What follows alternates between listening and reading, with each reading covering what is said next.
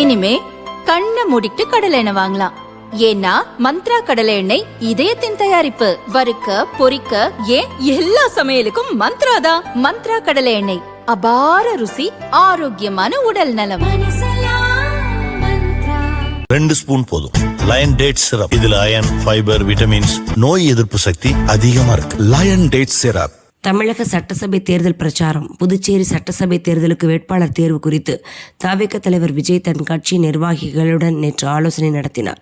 இதுகுறித்து தாவேக நிர்வாகிகள் சிலர் கூறியதாவது: புதுச்சேரியில் உள்ள 30 தொகுதிகளுக்கு ஏப்ரல் 9 ஒரே கட்டமாக தேர்தல் நடக்க உள்ளது. 23ஆம் தேதிக்குள் வேட்புமனு தாக்கல் செய்ய வேண்டும்.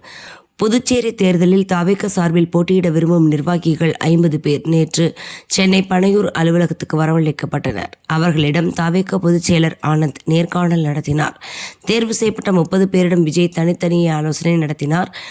அதன்பின் கட்சியின் மூத்த நிர்வாகிகளான ஆனந்த், ஆதவ் அர்ஜுனா, செங்கோட்டையன், நிர்மல்குமாருடன் விஜய் ஆலோசனை நடத்தினார். தமிழக தேர்தலில் தாவேக வேட்பாளர்களை தேர்வு செய்வது குறித்தும் விஜயின் பிரச்சார சுற்றுப்பயண திட்டம் குறித்தும் ஆலோசிக்கப்பட்டது. அப்போது எடுக்கப்பட்ட முடிவின்படி நாளை அல்லது 20ஆம் தேதி புதுச்சேரிக்கான தாவேக வேட்பாளர்கள் பட்டியல் வெளியாக வாய்ப்புள்ளது.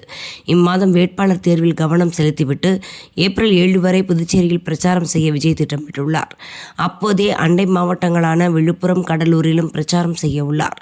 மொத்தமாக தமிழகம் முழுவதும் 25 நாட்கள் பிரச்சாரம் செய்ய திட்டமிடப்பட்டுள்ளதாக அவர்கள் கூறினர்.